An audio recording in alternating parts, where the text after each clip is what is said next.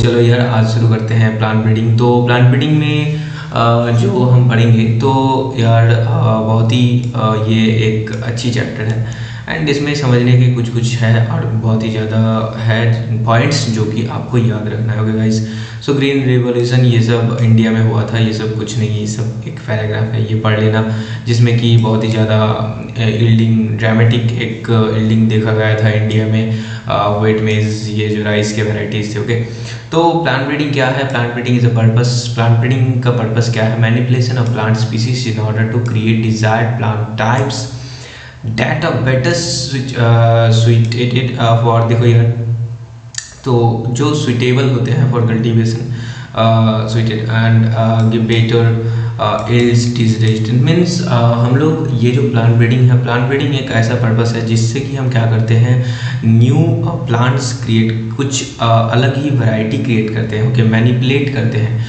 तो प्लांट्स का जो क्या किया जाता है, मैनिपुलेशन किया जाता है, जिससे कि प्लांट्स का डिजीज रेजिस्टिंग जो पावर होता है या फिर यील्डिंग पावर, ये सब इंक्रीज किया जाता है। ओके गाइस, तो उसके बाद सिंपल से ये सब कुछ नहीं देखना है, ये सब कुछ पैराग्राफ में कुछ है नहीं। तो उसके बाद आ जाओ सिंपली कि ये जो प्लांट ब्रीडिंग है इसमें न्यू वैरायटी जो है, देखो कुछ स्टेप्स है जैसे कि जिससे हम न्यू वैरायटी क्या करते हैं, तो न्यू वैरायटी हम क्रिएट करते हैं, मतलब डेवलप और जो फॉर्म करना, कुछ भी आप बोल सकते हैं। तो यहाँ पर जो स्टेप्स हैं, first step is the collection of variability. So ये जो है ये रूट है किसका, genetic variability is the root of, जो कोई भी प्लांट ब्रीडिंग, कोई भी ब्रीडिंग प्रोग्राम हो, उसमें जो रूट होता है उसका रूट ही होता है क्या, जेनेटिक वेरिएबिलिटी के लिए। मीन्स कोई भी स्पीसीज हो उसके जो भी वैरायटीज़ हैं तो वो कलेक्ट करना। मीन्स कोई स्पीसीज है, कुछ भी, कोई भी प्लांट हो सकता है, तो उसका तो बहुत सारे जीन्स होंगे एंड जीन्स का भी बहुत सारे alleles are the different forms of genes. Okay guys, alternative forms of genes, तो वो सबको कलेक्ट करना and this is known as, जिसको हम क्या कहते हैं, जर्म प्लाज्म कलेक्शन कहते हैं। उसके बाद देखो evaluation and selection of parents, ये सेकेंड स्टेप है। इसमें इवैल्यूएट एंड सिलेक्ट करते हैं हम, मीन्स इवैल्यूएट करते हैं जो कि कौन सा अच्छा है, और उसके बाद हम सिलेक्ट करते हैं। ओके, पेरेंट्स को सिलेक्ट करते हैं, किसके लिए सिलेक्ट करते हैं, फॉर द हाइब्रिडाइजेशन, जिसको हम क्रॉस हाइब्रिडाइजेशन कहते हैं। थर्ड पॉइंट देखो, cross hybridization among the selected parents. So हम जो पेरेंट्स को सेलेक्ट कर लिए उसके बीच में हम क्रॉस हाइब्रिडाइजेशन करेंगे। तो देखो यार, इसमें से क्या होता है कि दो प्लांट्स में से एक प्लांट का जैसे कि प्रोटीन, हाई प्रोटीन क्वालिटी है और एक प्लांट है जो कि डिजीज रेजिस्टेंट है, तो दो प्लांट जो है तो दोनों के पास अपने अपने क्वालिटी हैं, और इन दो प्लांट्स के बीच में हम जब क्रॉस हाइब्रिडाइजेशन करेंगे तो उसके बाद हम लोग एक डिज़ायर जो हमें चाहिए वो प्लांट हमें मिलेगा जिसमें दोनों कैरेक्टर प्रेजेंट रहेगा। ओके गाइस, सो ऐसे ही किया जाता है क्रॉस हाइब्रिडेशन, और ऐसे ही न्यू एक वैरायटी डेवलप किया जाता है। तो इसमें ये जो है ये बहुत ही रेयर होता है, मीन्स ये हर वक्त सक्सेसफुल नहीं होता है। Only 1 in few hundred to thousand, means 100 से 1000 बार क्रॉस करने के बाद एक ऐसा कैरेक्टर आता है जिसमें कि ये दो कैरेक्टर्स ही प्रेजेंट रहते हैं। उसके बाद देखो selection and testing of superior recombinants, तो ये भी एक पॉइंट है, selection and testing of superior recombinants, this step consist of select. देखो इसमें क्या किया जाता है, तो जो सुपीरियर रिकॉम्बिनेंट्स है, मीन्स जिसमें दो ही कैरेक्टर्स आ चुके हैं, तो उसको यहाँ पर सिलेक्ट किया जाता है एंड उसके बाद उसका टेस्ट किया जाता है। ओके गाइस, सो यहाँ पर आप लोग थोड़ा थोड़ा पढ़ लेना, ये सब नहीं आता है इसीलिए मैं नहीं बोल रहा हूँ, सिर्फ यहाँ पर जो इम्पोर्टेंट है वो है क्या, तो वो है ये पॉइंट्स। ओके, उसके बाद टेस्टिंग, रिलीजन, कमर्शियलाइजेशन किया जाता है। ओके, जो ये सुपीरियर जो रिकॉम्बिनेंट्स है उसका देखो और कुछ नहीं है, तो ये स्टेप्स अब सिर्फ याद रख लेना और कुछ नहीं। उसके बाद एक ये आता है क्वेश्चन कि at least there are 3 growing seasons at several locations in our country in India, ये याद रख लेना कि कितने ग्रोइंग सीजन है, 3 ग्रोइंग सीजन है। उसके बाद देखो एक इम्पॉर्टेंट पॉइंट जो आता है वो ये है कि एग्रीकल्चरल अकाउंट जो है तो वो अप्रॉक्सीमेटली 33% है India's GDP, and India's GDP में 33% एग्रीकल्चरल अकाउंट, एंड आल्सो यहाँ जो एम्प्लॉयज़ है 62% पॉपुलेशन, जो इंडिया का 62% पॉपुलेशन एग्रीकल्चर में ही इन्वॉल्व रहते हैं, इसीलिए इंडिया को एग्रीकल्चरल कंट्री कहा जाता है। ओके गाइस, तो उसके बाद ग्रीन रिवॉल्यूशन कब हुआ था ये याद रख लेना कि ग्रीन रिवॉल्यूशन मिड 1960s में हुआ था, जबकि ड्रामेटिक इंक्रीज देखा गया था फूड प्रोडक्शन में इन आवर कंट्री। एंड उस वक्त क्या हुआ था, बहुत सारे वैराइटीज़ लाइक मेज, वाइट गार्डन पीस, तो ये सब का क्या हुआ था, इंक्रीजमेंट देखा गया था। ओके गाइज, इन 1960 मिड 1960s का मिड में ग्रीन रिवॉल्यूशन जब हुआ था। ओके तो इसके बाद देखो यार वेट एंड राइस के लिए जो है कि ड्यूरिंग द पीरियड 1960 टू 2000, ये जो 40 इयर्स का पीरियड था, इसमें वेट एंड राइस का प्रोडक्शन बहुत ही ज़्यादा इंक्रीज हुआ था। वेट का प्रोडक्शन 11 मिलियन टन से 75 मिलियन टन तक इंक्रीज हो गया था, इतना ज़्यादा इंक्रीज हो गया था। और जो राइस का प्रोडक्शन है वो भी बहुत ही ज़्यादा 35 मिलियन टन से 8.5 मिलियन टन इंक्रीज हो गया था। This was due to the development of why, क्यों हुआ था, तो due to the development of semi dwarf varieties जो है उसके डेवलपमेंट के लिए ये हुआ था। ओके गाइस, तो देखो एक नाम है नोबेल लॉर्ड जो कि Norman E Borlaug. Okay guys, so ये जो थे ये क्या किए थे, तो इंटरनेशनल सेंटर कहाँ पे है, व्हाइट एंड मेज जो इम्प्रूवमेंट का, मेक्सिको में इंटरनेशनल सेंटर है व्हाइट एंड मेज इम्प्रूवमेंट का, वहाँ पर सेमी डोर वैराइटीज़ को डेवलप किए थे। कौन, Norman E Borlaug. Okay guys, in 1963 several varieties जैसे सोनालिका, कल्याण सोना, ये सब वैरायटी जो high yielding varieties and disease resisting varieties है, इनको इंडिया में इंट्रोड्यूस किया गया। एंड आल्सो ऑल ओवर देखो दिया हुआ है इंडिया में, ऑल ओवर इंडिया में इसको क्या किया गया, इंट्रोड्यूस कर दिया गया। उसके बाद सेमी डोर राइस वैराइटीज़ कुछ थे जैसे कि IR8 develop at international rice research institute, ये कहाँ है, फिलीपाइंस में, ये सब याद रख लेना है। उसके बाद और भी है जैसे कि ये ताइचुंग नेटिव 1 हो गया, ओके, फ्रॉम ताइवान। एंड कुछ इंडिया में भी जैसे कि जया रत्ना, ये सब कुछ। ओके गाइस, सो ये जो डेरिवेटिव्स थे इंट्रोड्यूस किया गया था 1966 में, ये सब याद रख लेना थोड़ा थोड़ा। ओके, शुगर कैन देखो यहाँ पर इम्पॉर्टेंट है, ये कुछ भी नहीं है, सिंपल सा एक चीज़ है। एक सैकेरम बर्बेरी है जो कि जिसका originally grow in north India, जो कि नॉर्थ इंडिया में ग्रो करते हैं, और एक है सैकेरम ऑफिसिनेरम। ओके, ये साउथ इंडिया में ग्रो करता है।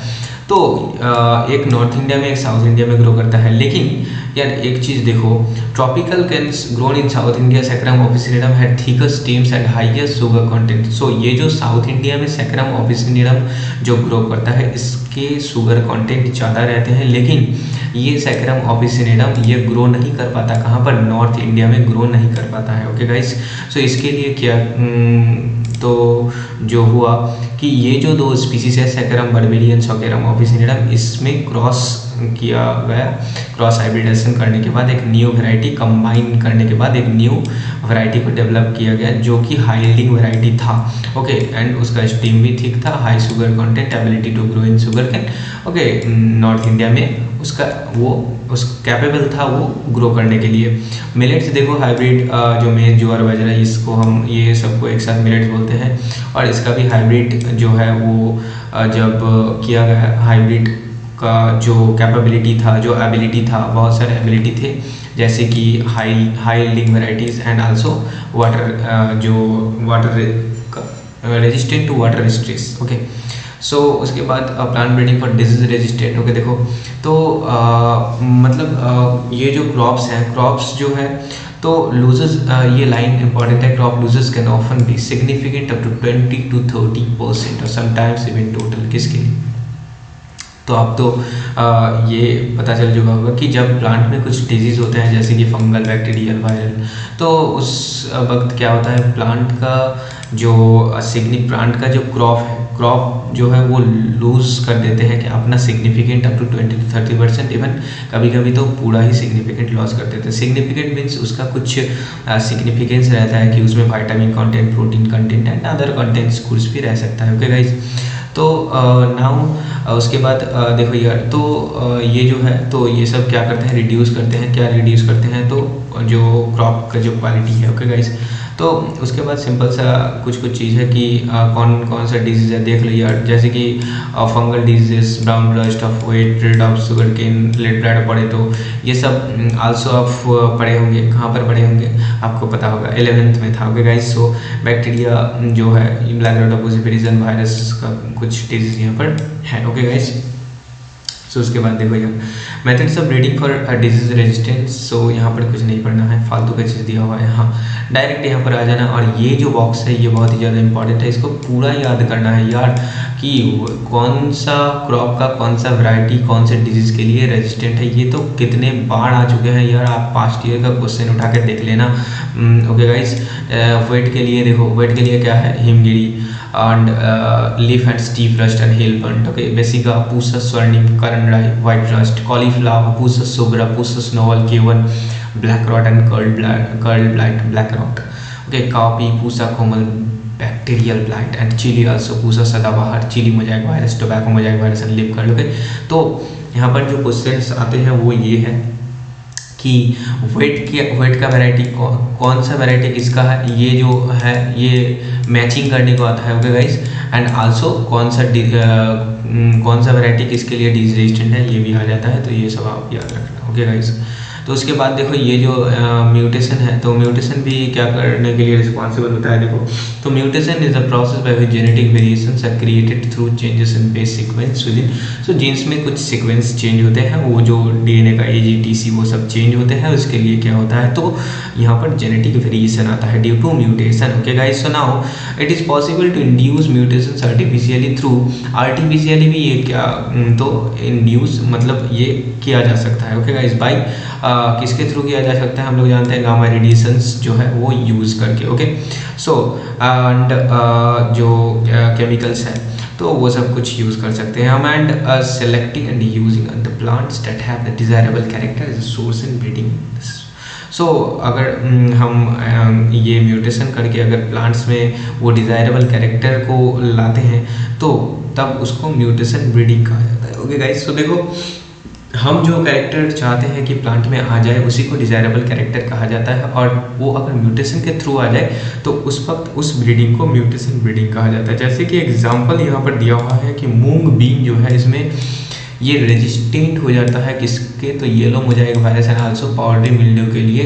तो ये कैसे होता है, थ्रू द म्यूटेशन। म्यूटेशन आने के लिए म्यूटेशन आ जाता है इसमें म्यूटेशन हो जाता है और इसके थ्रू ही ये क्या हो जाते हैं, ये रेजिस्टेंट हो जाते हैं किसके लिए, yellow mosaic virus and also powdery mildew, ये दो डिजीज़ के लिए। ओके, मतलब ये दो जो चीज़ें हैं जो कि जो डिजीज़ के लिए रिस्पॉन्सिबल होते हैं प्लांट में। ओके, सो उसके बाद देखो सम वाइल्ड वैरायटीज, कुछ wild varieties of different cultivated species of plant have been shown to have certain resistant characters but have a very low yield. देखो बहुत सारे वैरायटीज होते हैं जिसके यील्डिंग पावर बहुत ही ज़्यादा कम होते हैं। Okay guys, and there is so उसके यील्डिंग पावर कम होते हैं, अच्छी बात है। There is a need to introduce the resistant genes into the high yielding. देखो तो कभी कभी क्या होता है कि बहुत सारे ऐसे वैरायटीज़ होते हैं जिसमें यील्डिंग पावर तो बहुत ही ज़्यादा होता है लेकिन जो रेजिस्टेंट पावर वो बहुत ही ज़्यादा कम होता है, इसीलिए वो उन प्लांट्स में जो कि ज़्यादा रेजिस्टेंट नहीं होते हैं किसके लिए, वायरसेस बैक्टीरियाज के लिए, उनको रेजिस्टेंट किया जाता है। Resistant to yellow mosaic virus in भिंडी में जैसे कि क्या किया गया, तो वाइल्ड स्पीसीज जो है वो ट्रांसफ़र कर दिया गया। ओके गाइस, इससे एक न्यू वैरायटी डेवलप हुआ जिसका नाम था एस्कुलेंटस कॉल्ड फरवानी क्रांति। ओके, सो ये आप याद रख लेना, ये इंपॉर्टेंट है। भिंडी का जो ये साइंटिफिक नेम है एवलमोस्कस एस्कुलेंटस, ये याद रख लें। ओके गाइस, तो कैसे क्या हुआ, कुछ नहीं, भिंडी का एक वैरायटी था जिसमें कि क्या किया गया, तो एक वाइल्ड स्पीसीज को ट्रांसफ़र किया गया। ओके गाइस, जेनेटिकली, एंड इसके थ्रू इसमें क्या हुआ, रेजिस्टेंट पावर आ गया किसके लिए, येलो मोजाइक वायरस के लिए, एंड इसका न्यू नाम एक आया जिसका नाम है परवानी क्रांति। ओके गाइस, सो नाउ उसके बाद देखो सिंपल सा plant breeding for developing resistance. तो यहाँ पर आपको ये सब कुछ थोड़ा यहाँ से पढ़ लेना, ज़्यादा कुछ नहीं है, यहाँ से कुछ आता नहीं है, फिर भी यहाँ पर कुछ लाइंस है जो कि आप एक बार पढ़ लेना, 2-3 बार रीडिंग पढ़ लेना। ओके, जो कि अगर लाइंस उठा के दे दे तो आपके लिए अच्छा ही होगा, लेकिन मैं उतना ज़्यादा इंपॉर्टेंस ही नहीं देता हूँ इस लाइंस को, ये लाइंस को मैंने पढ़ा है। ओके गाइस, अच्छे से पढ़ा है, तो यहाँ पर इंपॉर्टेंट है ये तो आपको अच्छे से याद रखना ही है। मैं और क्या बोलूँ, ये तो याद ही रखना है यार। बेसिका के लिए मतलब इसका मैचिंग आता है कि बेसिका पूसा गार्ड फ्लैट बीन क्या होगा, ओकरा क्या होगा, ये सब कि कौन सा इंसेक्ट्स के लिए, तो आप लोग ये सब सिर्फ याद रख लेना और कुछ नहीं होगा गाइस। तो क्रॉप के varieties and also insects paste जो है। ओके, नाउ देखो ये इंपॉर्टेंट चीज़ है जो कि plant breeding for improved food quality. देखो तो फूड क्वालिटी कैसे इम्प्रूव किया जाए थ्रू प्लांट ब्रीडिंग के through. Okay, so more than 840 million people in the world do not have adequate, means जो जितने अमाउंट में फूड चाहिए उतने अमाउंट में फूड उनको नहीं मिलता है। मोर देन 840 मिलियन पीपल, आप लोग समझ सकते हैं, means 84 crore like this. Okay, इतने जो पीपल्स हैं हमारे वर्ल्ड में, तो उन लोगों को जितने फूड चाहिए उतने नहीं मिलते हैं। Okay guys, meet their daily food nutritional requirements नहीं मिलते हैं। A far greater number 3 billion people ऐसे हैं जिनको ठीक ठाक अमाउंट में माइक्रो न्यूट्रिएंट नहीं मिलते, जैसे कि प्रोटीन, वाइटामिन्स, ये सब जो है ये सब कुछ नहीं मिलते हैं, जिसको हिडन हंगर भी कहा जाता है। ओके गाइस, सो 3 बिलियन पीपल, आप सिर्फ नंबर में देखिए, नंबर को अच्छे से याद रखना। They can't afford to buy enough fruits, so उनके पास उतना पैसा नहीं होता है कि वो इतने जो महंगे fruits, vegetables, legumes, fish, meat ये सब खरीद सके। ओके, एंड आल्सो उन लोगों में जो माइक्रो न्यूट्रिएंट्स है, आयरन, ये सब का क्या हो जाता है, डिक्रीजमेंट हो जाता है, इन सब का लेक हो जाता है, इसीलिए उन लोगों का रिस्क बढ़ जाता है for disease, reduce life span, reduce mental abilities, ये सब कुछ देखने को मिलते हैं। ओके गाइज, तो इसलिए एक जो प्रोसेस आया, एक जो बहुत बड़ा मतलब रिवॉल्यूशन कह सकते हैं, एक बहुत ही अच्छा चीज़ है जिसको हम बोलते हैं biofortification. So what is biofortification? Biofortification एक ऐसा चीज़ है जिसमें कि ये जो हिडन हंगर है इसको ख़त्म करने का मतलब एक तरीका लाया गया है। Okay guys, breeding crops with high level of vitamins, means अभी जो क्रॉप्स है उसी में ये जो वाइटामिन्स, प्रोटीन्स, इसको क्या किया जाए, इंट्रोड्यूस कैसे किया जाए, तो उसी का नाम है बायोफोर्टिफिकेशन। देखो यार, सो ये बायोफोर्टिफिकेशन के थ्रू क्या क्या किया गया, तो प्रोटीन्स जैसे हो गया, क्या क्या हो गया, proteins content, quality, oil content, vitamin content, ये सब कंटेंट क्या किया गया, तो इंट्रोड्यूस किया गया। किस में इंट्रोड्यूस किया गया, ज़्यादा करके इन राइस, वेट, मतलब जो कि एक नॉर्मल पीपल जो अफोर्ड कर सकते हैं। ओके गाइस, सो 2000 में मेज हाइब्रिड आया, had twice amount of amino acid, देखो यार, एंड अदर बहुत सारे वैराइटीज़ जैसे कि इसमें अमीनो एसिड्स, लाइसिन, ट्रिप्टोफैन, ये सब प्रेजेंट थे। उसके बाद देखो यार, वेट का एक वैरायटी आया जिसका नाम था एटलस 66, जिसमें बहुत ही ज़्यादा हाई प्रोटीन कंटेंट था। ओके गाइस, एंड इसको डोनर के मतलब एज अ डोनर भी यूज़ किया गया for improving the cultivated wheat. It has been possible to develop an iron fortified, means rice जिसमें कि आयरन बहुत ज़्यादा थे, तो ऐसे माइक्रो न्यूट्रिएंट्स जो थे उसके जो भी मतलब लेक हो रहा था, बहुत सारे पीपल्स जो नहीं अफोर्ड कर पा रहे थे वो सिंपली अफोर्ड कर सकते थे। ओके, 5 टाइम्स इंक्रीज हो गया। तो the Indian agricultural research institute जो कि न्यू दिल्ली में है, वहाँ पर बहुत सारे ऐसे वैराइटीज़ जो हैं वो डेवलप किए गए हैं जिसमें कि बहुत सारे वाइटामिन्स, मतलब आप ये याद रख लेना, यहाँ पर जितने कुछ है सब याद रखने का है। जैसे देखो यार, जैसे यही देख लो एग्जांपल, विटामिन एनरिच्ड, देखो कैरेट, स्पाइनच, पम्पकिन। ओके, सो ये सब जो है तो ये सब विटामिन ई एनरिच्ड है, विटामिन सी एनरिच्ड, बीटर, ये सब विटामिन सी एनरिच्ड है गाइस, आयरन, कैल्शियम एनरिच्ड, ये सब देख लो, एंड आल्सो प्रोटीन एनरिच्ड, ये सब। तो ये सब कुछ किस में कौन सा एनरिच्ड है ये याद रख लेना, इंपॉर्टेंट है, आ सकता है। ओके गाइस, उसके बाद देखो सिंपल एक फंडा है single cell protein. Single cell protein में और मैं क्या बताऊं, तो सिंगल सेल प्रोटीन ये भी एक 10th का ही मुझे लगता है ये टॉपिक है, और इसमें जो है ये एक सेल को यूज़ करके बहुत ही ज़्यादा अमाउंट में प्रोटीन जो है वो क्या किया जाता है, तो उसको फॉर्म किया जाता है और बनाया जाता है, उसी को क्या कहा जाता है, SCP सिंगल सेल प्रोटीन कहा जाता है। जैसे कि देखो यार, अगर यहाँ पर एक लाइन है NCERT का बहुत ही ज़्यादा मज़ेदार लाइन है कि अगर एक जैसे मीट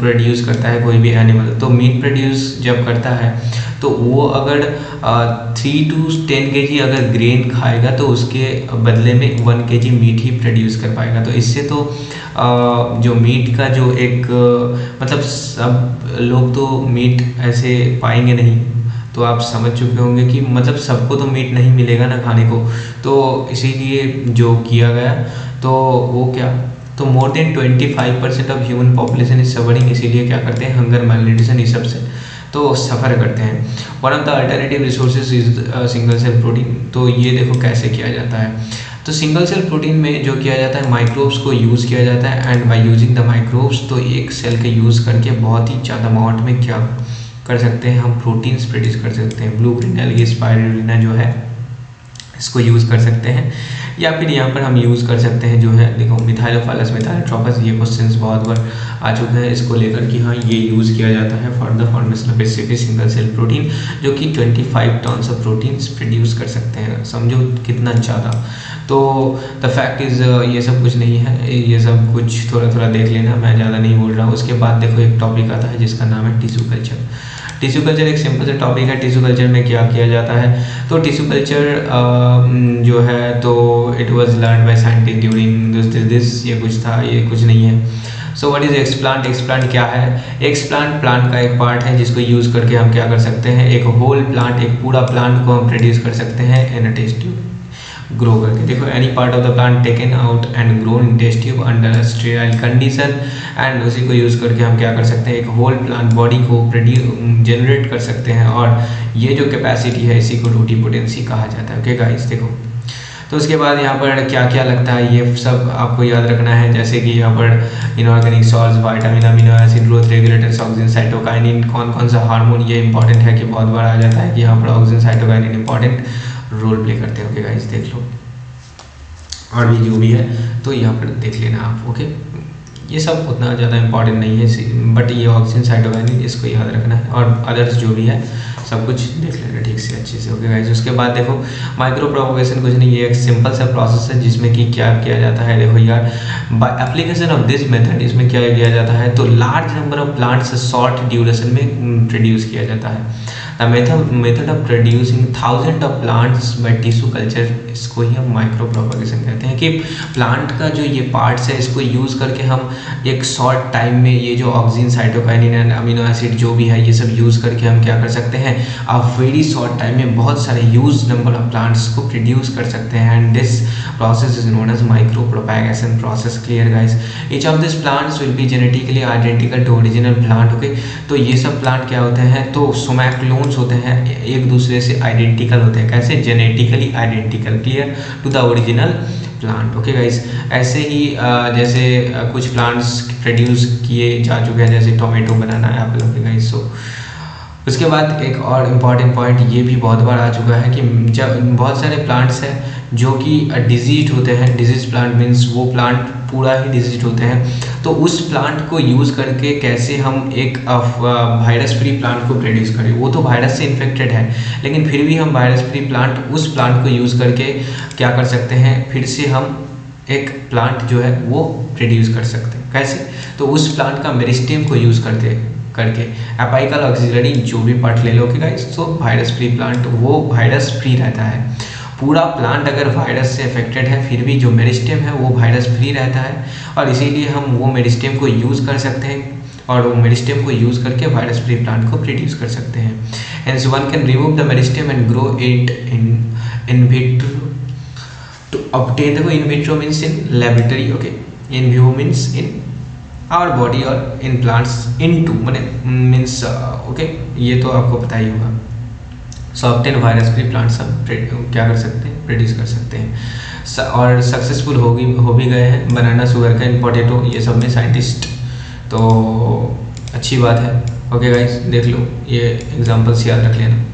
उसके बाद देखो एक और चीज़ है, साइंटिस्ट जो है, तो यहाँ पर एक चीज़ बहुत ही ज़्यादा अच्छा चीज़ है। देखो ये तो पता ही होगा आपको, प्रोटोप्लास्ट। प्रोटोप्लास्ट क्या चीज़ है, तो सराउंडेड बाय प्लाज्मा मेम्ब्रेन। तो देखो ये जो मतलब साइंटिस्ट है isolate single cells from plants. Okay, तो प्लांट से सिंगल सेल जो है वो आइसोलेट करते हैं साइंटिस्ट फ्रॉम प्लांट, एंड उसका सेल वॉल का क्या कर देते हैं, डिसइंटीग्रेशन कर देते हैं, able to isolate. Okay, naked protoplast. तो प्रोटोप्लास्ट क्या होते हैं, cell without cell wall. Cell wall जिस सेल में नहीं रहता है, सेल वॉल हटा दिया जाता है प्लांट का, उसी को प्रोटोप्लास्ट कहा जाता है। उसके बाद ये जो आइसोलेटेड प्रोटोप्लास्ट है जो कि प्लांट से आइसोलेट किया गया था, सो वो 2 डिफरेंट वेराइटीज़ का लिया जाता है, जैसे कि यहाँ पर एग्जांपल्स दिया हुआ है पोटैटो एंड टोमेटो।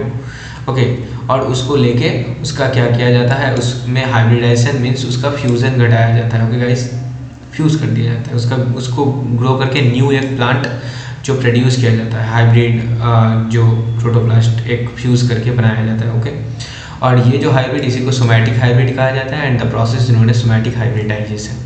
जैसे कि हम इमेजिन कर सकते हैं कि when a protoplast of tomato is fused with potato, तो इससे ये क्या होंगे, तो एक हाइब्रिड, एक आप समझ चुके होंगे कि एक हाइब्रिड प्रोटोप्लास्ट फॉर्म होगा, और उस हाइब्रिड प्रोटोप्लास्ट जो है उससे क्या होगा, एक न्यू क्या होगा, तो प्लांट प्रोड्यूस होगा।